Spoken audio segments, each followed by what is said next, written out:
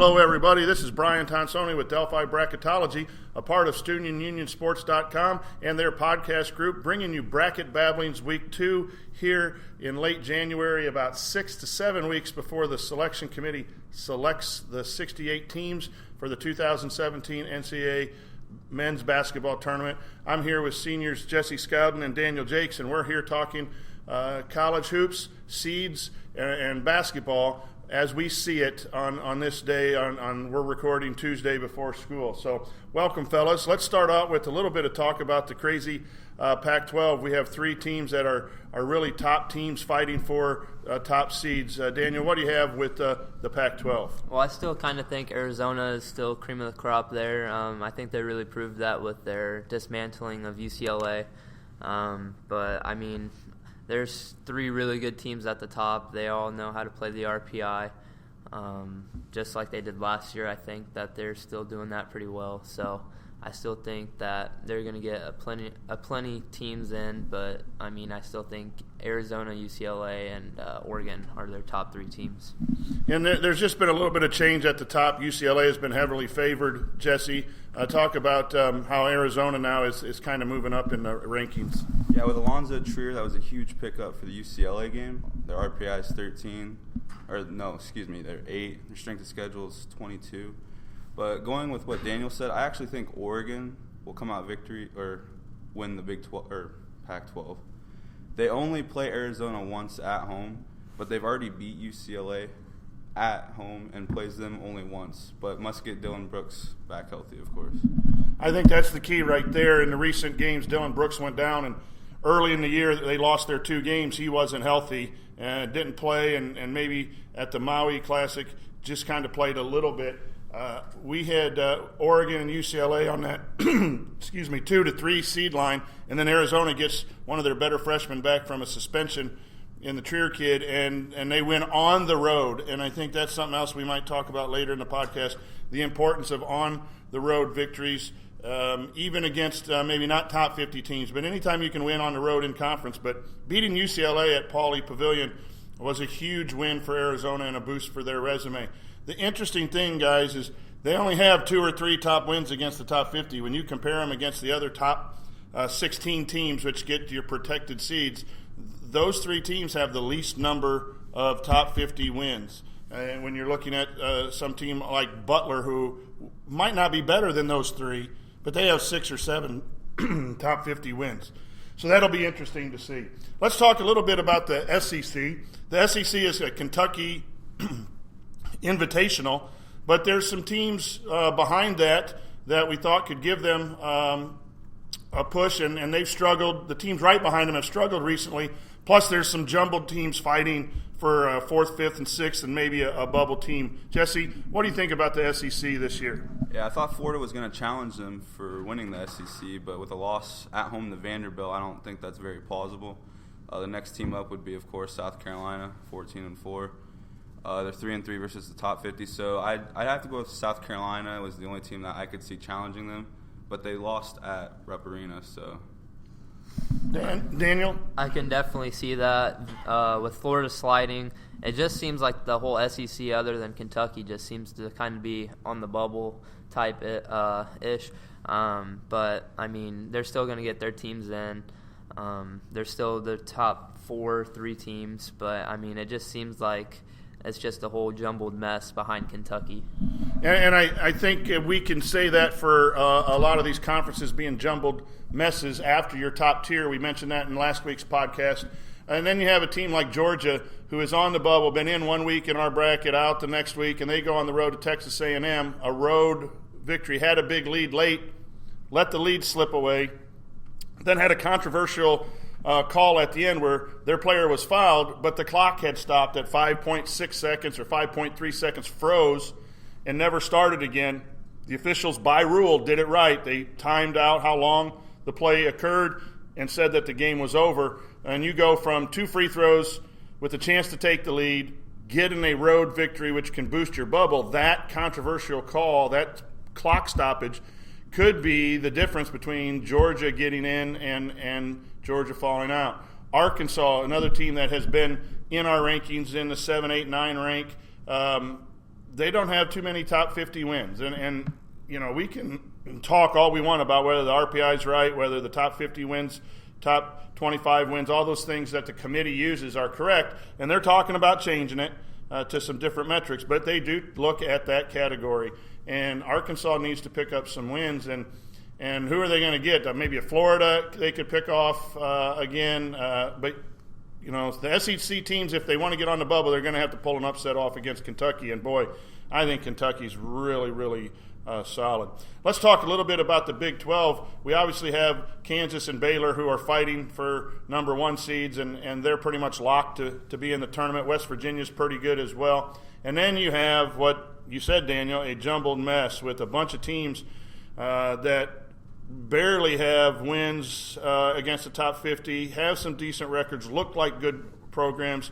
Texas Tech, Kansas State, Iowa State, those teams are all fighting. Oklahoma State got a win last night. TCU is in that mess. What do you think is happening, Daniel, in the Big 12? Well, it just seems like a whole lot of scoring with West Virginia and Kansas. I mean, Baylor, I don't think anybody really saw Baylor being this good coming into the season. Going back to the Pac-12, Big 12, that loss that Oregon had at Baylor just doesn't really seem that bad of a loss at this point. But, I mean, West Virginia, Baylor, and Kansas State is tied for third with West Virginia in the Big 12, which I don't really know that anybody really saw. But, I mean, Kansas State doesn't have any wins against the top 50. They've just beaten who they needed to beat, and then they haven't really pulled off any upsets. And, I mean, there's still plenty of time to do that. But, I mean, they got to start getting that done. With them playing Kansas, they play at Baylor, and then they just beat West Virginia.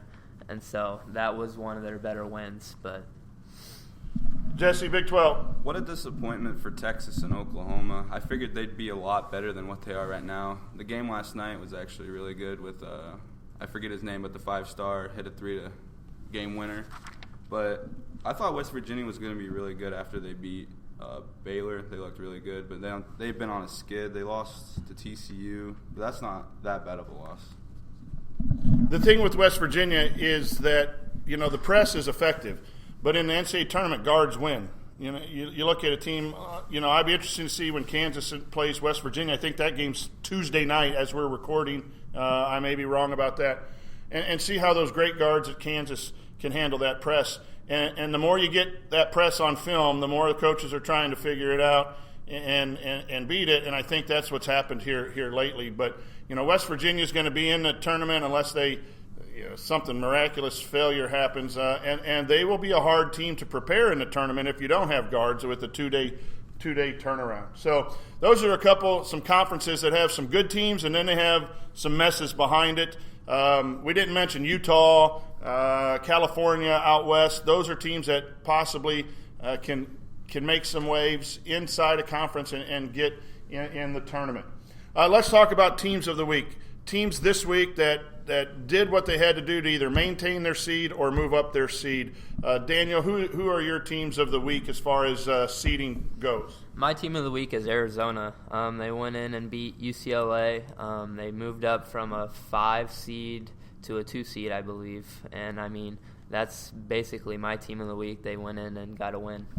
And, Jesse, your team of the week? I think you got to go with Butler. They're riding high with a 3-game win streak. They beat Xavier, Marquette, and they come from a 20-point deficit to beat DePaul to avoid a bad loss. And I'm going to go Marquette in the Big East. Had a big road win at Creighton. I also think a team like Indiana, who really didn't help themselves but didn't hurt themselves. They won a game at home without an injured OG Anunoby. And then they won at Penn State. They're going to have to fight. I think they're going to be okay to make the tournament. They're going to be a 7 through 10 seed, depending on their results. But they did what they had to do in some adverse circumstances. And that's what, if you're listening to this and want to know how your team what your team needs to do is they win on the road. If you win on the road in conference, that's always good, even if it's a lower tier team. And then when you have your opportunities against your better teams, you got to win. And you want to look at 500 in your conference, I think is a pretty good gauge, not automatic. And then I think you got to look at getting 20 wins, and you're going to have a chance. The bubble is a kind of a crazy mess so far this year. And so teams of the week, sometimes teams have a good week and either maintain or move up. Some teams have a bad week and slightly move down. It all works. Not only do we look at just what that team does, but we look at the teams around them in the 3, 4, 5 range or the 7, 8, 9 range and compare. 5 through 7 seeds are an interesting group. They're not totally impressive, but yet we do feel that they look pretty good and are somewhat safe to get in. Jesse, look at those 5 through 7 seeds on our seed list. Talk about a couple teams and their strengths and their weaknesses. So for some weaknesses, I have the road losses. They're piling up, and if they were to win these, they can move up to maybe the 4 seed. One in particular is Xavier. They're 1-4 on the road. That's not going to get it done. You have teams like Purdue and Indiana. They're both 1-2 on the road, and Minnesota 2-3. Some strengths are their strength of schedules are somewhat tough, so that sort of helps them balance it out. Xavier's, for example, is 12, Florida's is 2, and Minnesota's is 13. And Daniel, talk about some of those teams and how it's kind of tough to put them in place on our seed list. Well, some of the things that we kind of trouble with is the name of the program. I mean, sometimes I think that we get ahead of ourselves and just think just because they're so traditionally good that their numbers will add up to it. But something like a Wisconsin, whose non-conference strength of schedule is 215, and their regular strength of schedule is 75, but they're 1-3 against the top 50, and then they've just crushed opponents that are 100 on. And I think that's something that we kind of struggle with, is just getting past the name of the program and not just looking at the numbers. Yeah, you have 2 Big Ten teams in there, Minnesota and Wisconsin. I agree with you on Wisconsin. I think they're a good team. I think they've won some nice games. They don't have a lot of top 50 wins. Their strength of schedule is not very good, as most of the Big Ten is. You have that issue with Purdue, Indiana, Northwestern. Didn't really schedule very well, and that could come back to hurt them tournament-wise or seed-wise. You have a team like Florida who, because of renovation, played all their games on the road, which inflates their RPI.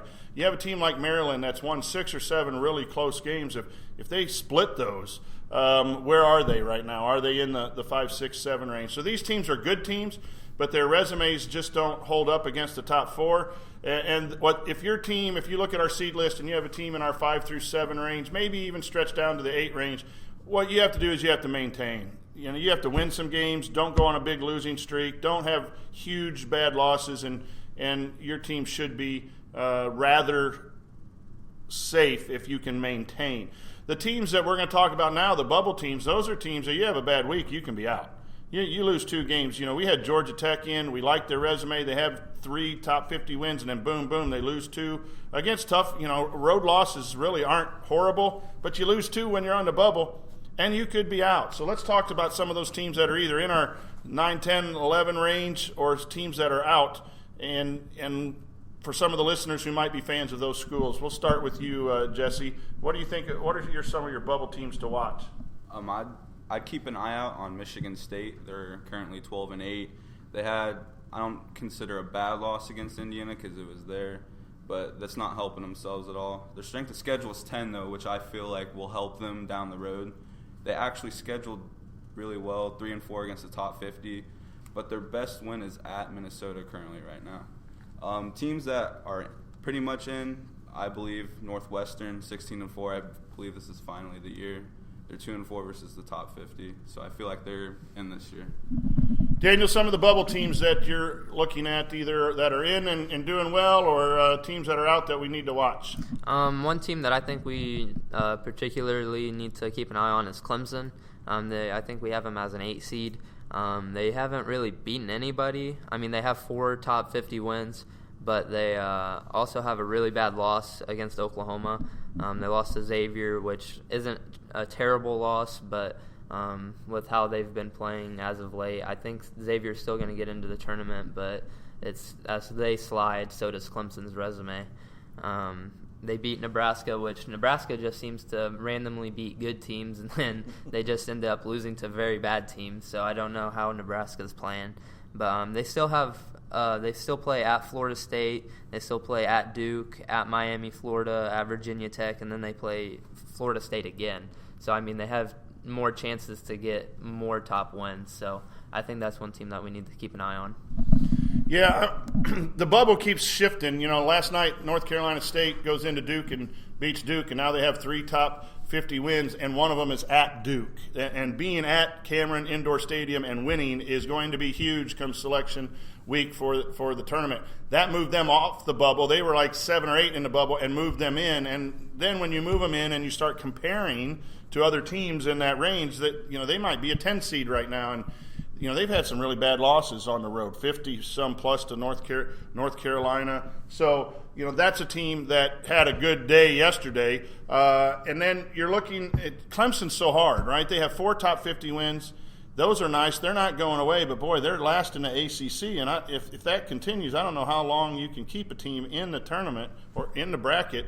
We've had them as high as 6 or 7, at an 8. They might be a 10 right now. But some teams to watch out for that really I don't think have the resumes right now but are making a push. Wake Forest in the ACC, Memphis, and LaSalle. When we have to keep an eye out for teams, like you said, that aren't necessarily those brand name teams or the teams that have been in the top 25 or on TV, CBS all the time. Some of those teams have 15-5 records, and if they get a nice win, if LaSalle can beat a VCU, a Dayton, something like that, get a couple wins, we have to identify those teams that the committee picked in the last 2 years. 2 years UCLA, last year Syracuse and Tulsa that no one thought. I think that's the key is, are we picking, for our contest, are we picking those teams that we don't think should be in but have that hidden resume? So life on the bubble is always a struggle. If you are a fan of a team that is lower in our rankings and not an automatic qualifier, you're hoping for wins and road wins, and that's about all that you can control right now. Well, you brought up Wake Forest. I mean, they're 0-7 against the top 50, so that's all they need to do.